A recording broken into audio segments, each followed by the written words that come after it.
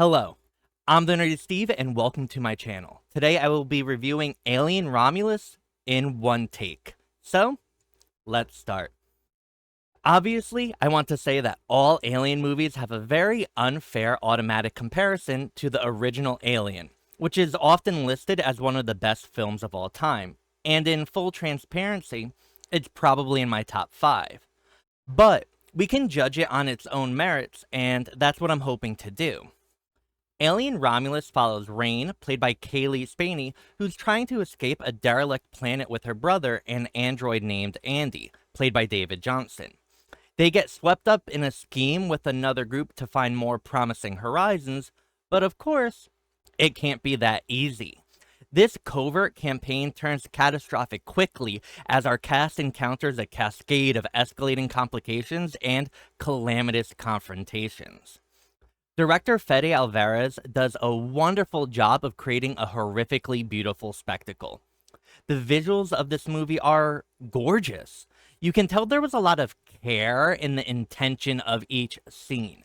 It feels claustrophobic or completely open at all the right moments.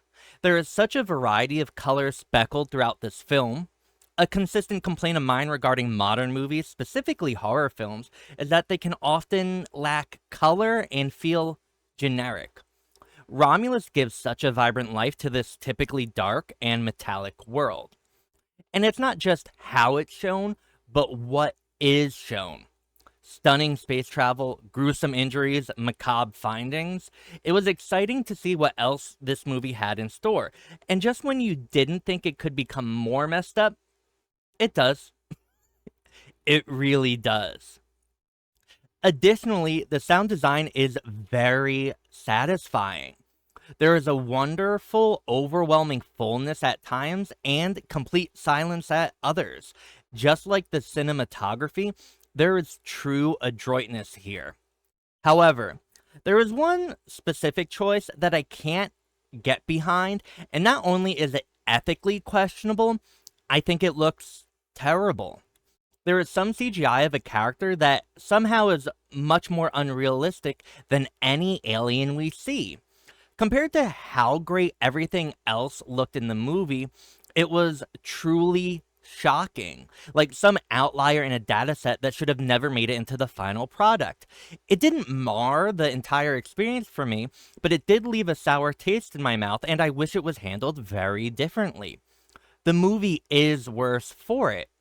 The performances otherwise were astounding across the board. There was a truly intense desperation that felt genuine. I understood why they decided to head into space, and I understood all the choices, selfish or selfless, that were made once there. Horror movies can be difficult to watch when you disagree with certain actions a character takes or something obvious isn't said, and that didn't happen here. There were even ideas and callbacks that resulted in me being impressed by the character's ingenuity. Now, while I did love the performances, I wish there was a little more to differentiate some of them in both writing and acting. I think several characters had too similar bravado, aura, and status about them, and wish they could have been a little more unique. I wanted more personality to set apart intense and badass character A versus intense and badass character B. My favorite performance was David Johnson's as the android. There is a genuinely warm and endearing roboticness to this character that then transforms into a cold brutality that feels natural and believable, and the movie truly relies on his sincerity to work. But there is a moment for Andy, and there are others throughout the film, like the CGI character mentioned previously, where Romulus plays homage to the franchise, and those are the worst parts of this movie in both narrative sense and creative execution. Romulus is best when it is living in the world of the franchise and not taking from it. The few missteps don't make the movie bad, but do stop it from being as great as it should have been. Annihilation and Sunshine are both beautiful horror sci-fi films that are similar to Romulus in plot and tone, and I would recommend those if that is what you're looking for. They are a little weirder, but that connects to another criticism of Romulus. Not every movie needs to have a grand or revolutionary subtext. But for me, Romulus whispers and hints about the woes of capitalism or the reliance on technology, but never quite says anything. It's not this fun action flick or highly philosophical film, and it doesn't have to be either. But in not fully committing to something, it suffers as a whole.